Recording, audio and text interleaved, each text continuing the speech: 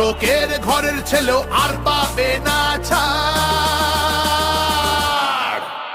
তাই পাল্টানো দরকার, চাই বিজেপি সরকার। পাল্টানো দরকার, চাই বিজেপি সরকার। অনুপ্রবেশ রুখতে হবে, বাংলা তবেই বাঁচবে। আধার কার্ডের জোচ্চুরিও এই ছেলেরা রুখবে।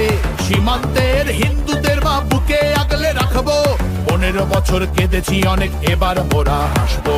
ভোটের দিনে ছাপ্পা রিগিং চলবে না তো আর।